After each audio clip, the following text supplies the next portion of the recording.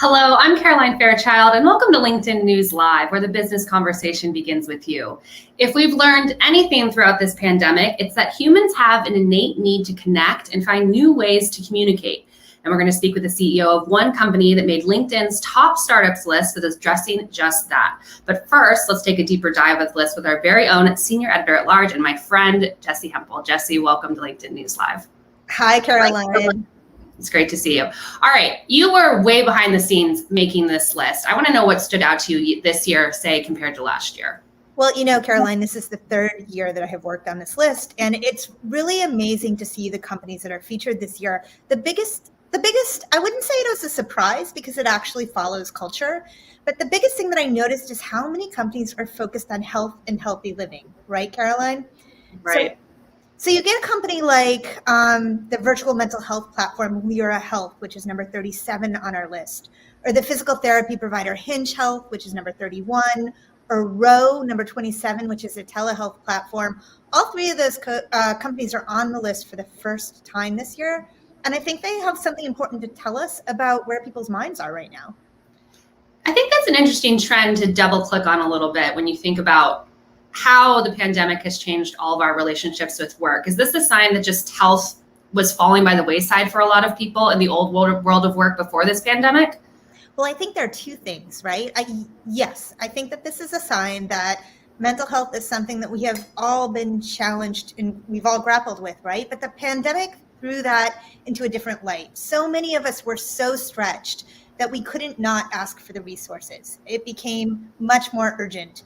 And suddenly, because of that, it was okay to talk about in the workplace in a way that it hadn't been before. And when it was okay to talk about it, it was also okay to ask for it, right, Caroline? I don't know if you had this experience, but I actually had colleagues say to me, hey, do you know how to get a good therapist? Which I had never had before. I think I haven't heard that, but I have had colleagues say, I just need to take the day off. I need a mental health day, which is something that I don't recall happening before the pandemic. I think that's true. And, it's not just mental health, of course, that's represented on this list when you're talking about health and how you take care of yourself. You also saw a lot of companies on this list that are indicative of the way that we're thinking about what we put in our body, what we put on our body. I mean, there's Glossier, which is returned to the list at number 3. That's easy to use skincare and makeup products. There's Daily Harvest. I'm a Daily Harvest customer. It makes healthy food, and Therabody. That's the tech-based wellness and massage products. Oh, and there's Ritual, which is number 26. Those are vitamins. And let me tell you, those vitamins have been in our medicine cabinet for 3 years now. I used to be a Daily Harvest customer, but for some reason I stopped. But I do have a Theragun. And Jessie, if you don't have one, I definitely recommend picking one up. They're great. Let's talk about the list in its entirety. You've been working on the list for 3 years, but we've been doing top startups now for 5 years. I had an interest in actually looking at some of the trends when it comes to diversity on the list and how we're doing with highlighting female founders when it comes to the list. So if you take a look at this graph here, it was pretty low when we started. We had 10% of the founders that were on our list were females, and now we're up to about 25%, which is 1 in 4. When you saw these numbers, Jessie, were they surprising at all to you? Honestly, I see something like this. And the first read on it is, wow, Caroline, isn't this great? We have more female founders than ever. And that's true. But that doesn't tell you the full story about what's going on for women in startup land and with venture capital. In fact, Caroline, you actually wrote your newsletter on that this week. And I don't want to steal the thunder from your reporting on this. I wonder if you might talk to the trends around who gets capital here. Right. So I think people see the list and they're kind of always aghast at how many female founders we're highlighting, but we have to remember that we are a reflection of the system. And one of the top ways that people get on the list is hiring. And to hire, you need more capital. And so when I shared the methodology with investors across the board, whether it's a New Dougal, a Female Founders Fund, or Pam Koska from Allraise, they were saying, well, they don't have the capital. If you look at the numbers, they're moving in the wrong direction. And so no matter what, if those numbers don't start moving, it's gonna change. And so I'm curious from your perspective, in the conversations that you're having, there's a lot of conversation in startup land around diversity and inclusion, but what's actually changing? There is a lot of demand for change, and then there's little itty bitty incremental change that's happening around the edges. And yeah, it was not a great year for women when it comes to just filling the pipeline, receiving venture capital. Interestingly, though, I feel like that, you have to take a step back and sort of look across the field. You actually saw Black entrepreneurs raise 4 times as much in the first half of this year as they were able to raise at the beginning of last year. Now, you see those numbers and you think, well, gosh, that's really good news. But you have to put that into context. And you have to say, well, actually, still, both for female entrepreneurs and for entrepreneurs of color, you're talking about less than 2% for each category of all venture capital that goes to these people. And Caroline, it's not just that it's a small amount. It's when it's going to these companies. It is going to these companies in early stages, right? It's their seed round. It's their round A when they're trying to get an idea off the ground. And you know, and I know that if you want to make it onto our top startups list, that list represents growth. It's when you put the power behind the company and you start hiring like crazy. And you can't do any of that without capital, right? Right. As Pam when we think about promoting women into companies, there's this rung from them becoming their first manager. That's the same between, say, seed or Series A for these founders. The female founders just can't seem to get there. And that's what that's meaning is that multiplying through different rounds, they're getting less and less capital. Yeah. Exactly. It's a bust. I don't know. I can't solve it. You can't solve it. But at least we're writing about it and talking about it now. Right. And I think that we're owning the fact that the solve is something that is not going to happen in a day or even a year, but something that we all need to work toward. Absolutely. Well, Jessie, let's change courses and talk about your reporting for top startups. You delved into a question that I'm sure a lot of people who are joining us right now have, which is how do you choose what startup to work for? It's likely it may fail. So how do you pick which one to go to and what should you be looking out for?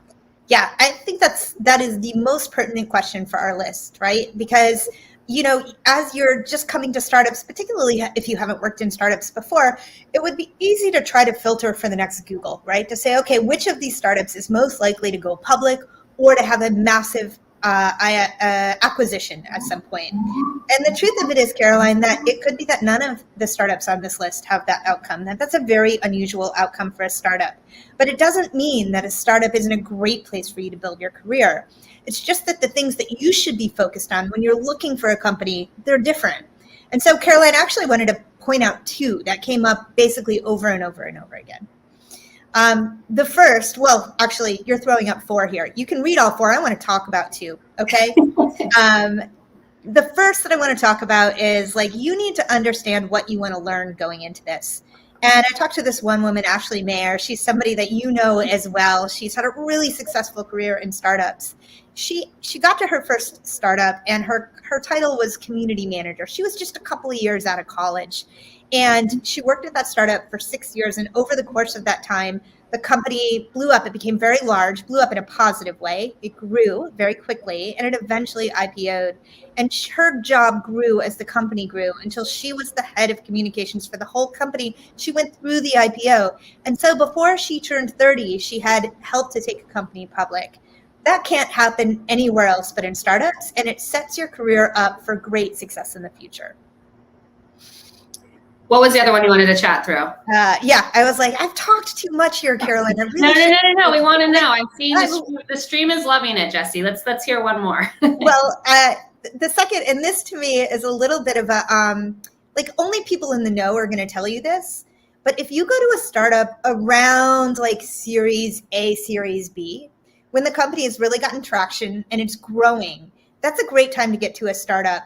And what you will make there is an incredible professional network. You will get to know the people who were there at the very beginning. Likely a lot of those people will start to cycle out. They'll go off to do new things. But those people have a really high appetite for risk, and they tend to be very creative people. So they're the people you want in your professional network. And really what you get at a startup is a professional network. And many people who are in startups are in startups for the long haul. So you watch what those people do, and that tells you where you should go next. Such great advice. The only thing that I can't wait is to ask Brian Long of Attentive, who's our next guest, if he also agrees that succeeding is not a likely outcome for most startups. I bet he disagrees with you. But otherwise, I'm seeing from the stream that everyone really enjoyed your insights, and I really appreciate you joining us on the show, Jessie. Well, thank you for having me. Take care.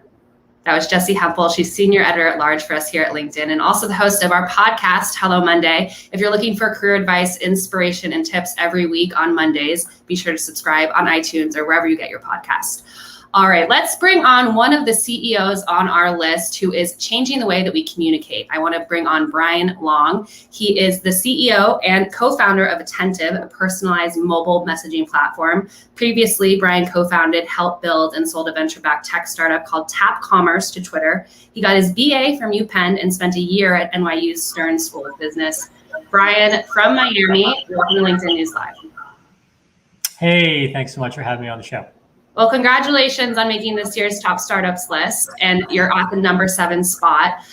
I'd like to just hear from you as the CEO what you think stands out about your company in terms of making it onto this year's list. Yeah, I think a few things jump out to me. One is I think you've got to have a really big mission.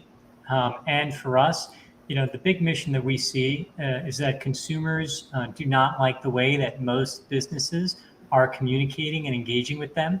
And we saw the opportunity to reinvent the way businesses and consumers are communicating by using text messaging. And that's something that we want to deliver a magical consumer experience for, and therefore will also deliver great business outcomes for all of the customers that we work with, the brands that we work with. Let's talk a little bit about text messaging, because I'm curious.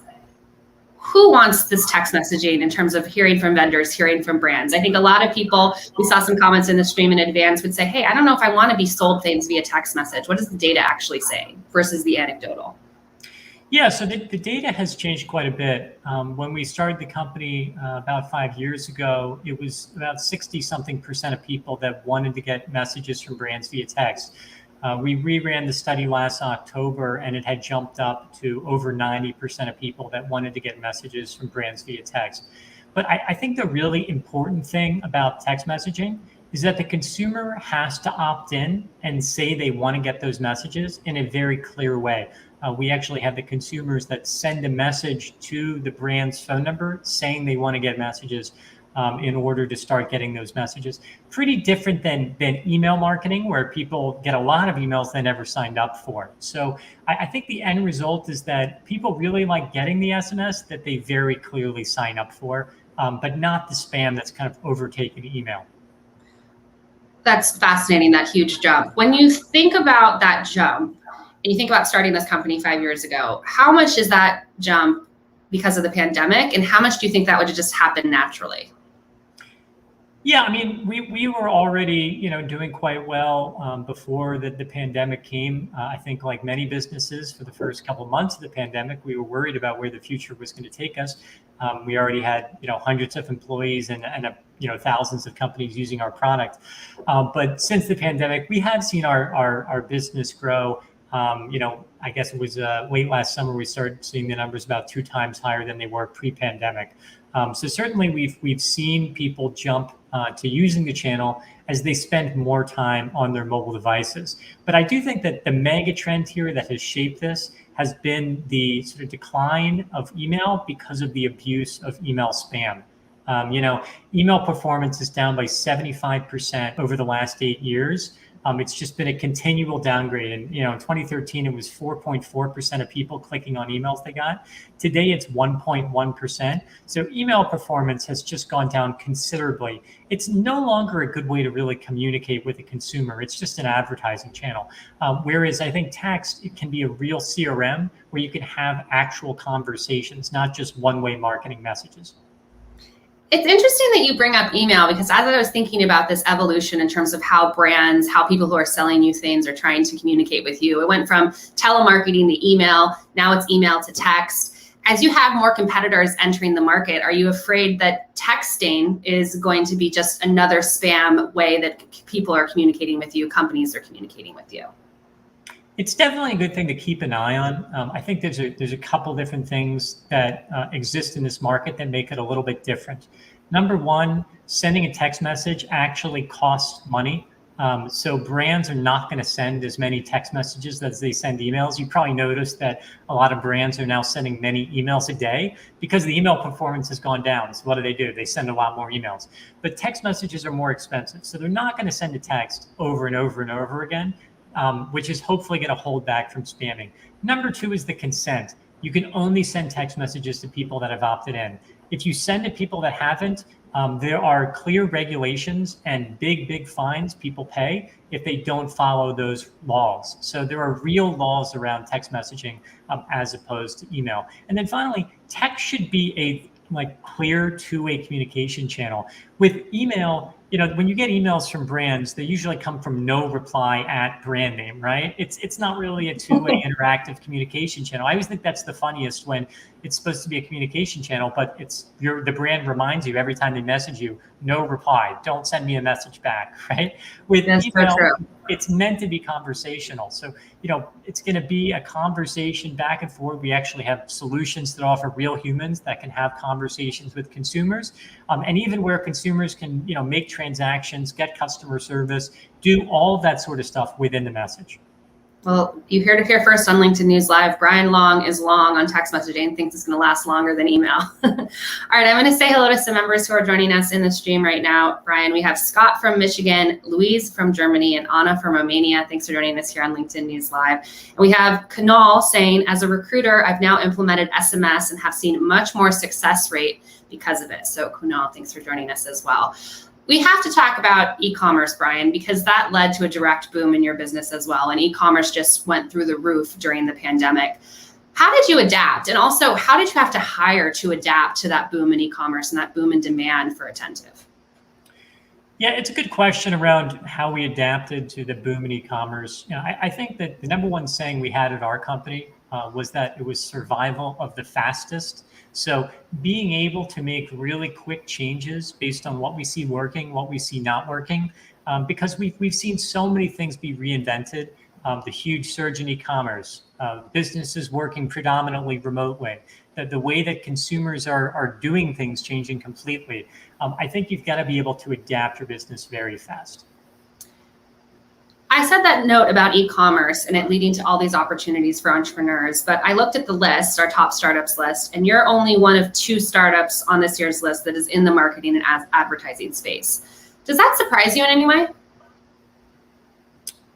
When I look at the list, I also see a bunch of direct-to-consumer brands that I think we're seeing surging growth in. I think where you're going to see the most growth here is that every brand wants to have a direct relationship with their consumer now, wants to be able to sell direct to that consumer. It allows them to build more loyalty. It allows them to have higher margin. It allows them to own that customer relationship. So from the largest brands in the world, like Nike, that mentioned this in their most recent earnings calls, to every new company that's coming out and building their brand, I think you're going to see that direct-to-consumer mindset come first. And there's just a lot more of those companies than there are vendors like us building solutions for them. So I wouldn't say I'm surprised, but I am happy to see how many direct-to-consumer companies are growing. Well, key to that direct-to-consumer relationship is this real-time data, which I can see in a lot of places looking through your website is something that you guys sell as just a key differentiator for other programs, other things that they could buy potentially to help their business. For those in the stream who don't understand how real-time data can change your relationship with a customer, can you explain what it actually does in terms of your ability to connect? Yeah, sure. So the main thing it does is it makes messages relevant. So, if you're sending text messages, it's a very personal device. You want to be able to send a text message that the consumer is going to find interesting. Really, our focus is making those messages interesting using that data. Let's shift gears a little bit, Brian, and talk about you. I'm super curious what it's like to run a business during a pandemic. It's something that we ask a lot of our guests here on LinkedIn News Live. When the pandemic first hit, what was that like for you in terms of figuring out what this meant for your business, but also how you were going to lead? Yeah, I think a lot of us were trying to figure that out. I'll tell you one funny story. We had been recruiting a lot of people at the time. And when we decided to go remote, there was a serious conversation whether or not we should continue hiring or we should wait until we're back in an office to be able to bring people in and hire. But I think we quickly realized that it wasn't going to be weeks, and it was even going past months. It might be years till we're back into an office, which of course it turned out to be the case. So we had to really embrace that remote first mindset. I think with remote first, you completely rewrite the way that you manage internal operations. Personally, I love it. I think that having remote meetings allows us all to be on a very equal playing field, allows us to work in one collaborative document, makes it a lot easier for all voices to be heard.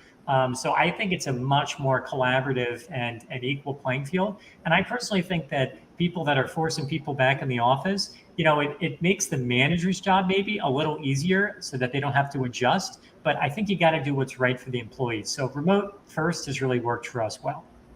That surprises me somewhat, only because I read a stat recently that executives are, 3 times, 5 times more likely than entry-level workers to want to return to the office. In your conversations with other founders, are you finding that they are loving working from home, that they think they can be just as effective?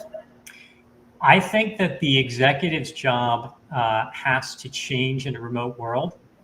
You can't just go around the office and grab people and say, come in, I want to do a meeting now. You have got to plan more. You got to be more thoughtful. I don't think executives have the same level of control and power in a remote world that they have in a in-office world. And there's probably a little bit of ego to that too, being able to sort of see the audience and people that work for you. But ultimately, I think from an output standpoint, people just get a lot more done remotely. If you have an engaged and excited workforce working on a big mission, they get a lot more done. It's easier to collaborate, it's easier to focus, easier to get work done. So I think that part of it has just been excellent. Well, I'm sure that's music to the ears of a lot of people on LinkedIn who are looking for remote work right now. Speaking of people on LinkedIn and people who are on the stream, I see some people asking questions about, are you hiring? What jobs are you looking for right now? We are hiring. We're hiring across the company. And, before the pandemic, we were just in the hundreds. Now we're over 1,000 employees. And across our company, we're hiring for roles in sales, engineering, client strategy, operations, HR, you name it. We're hiring for roles. So please check out our career site or our careers tab within LinkedIn and see what's there, and please apply. We'd love to have people join our team. All right, Brian, thank you so much for joining us on LinkedIn News Live. Hey, thanks so much for having me. Have a great day. That was Brian Long. He's the CEO and founder of Attentive. I'm seeing a lot of conversation right now, so if you want to continue the conversation and see other stories like these, be sure to check out the news module to the right of your LinkedIn feed, or if you're in mobile, you can click into that search box. Tomorrow on the LinkedIn news page at 12 p.m. Eastern, you can join my colleague, Andrew Seaman. He'll be chatting with one expert on how to differentiate yourself during the interview process. I'm Caroline Fairchild. Thanks so much for joining us.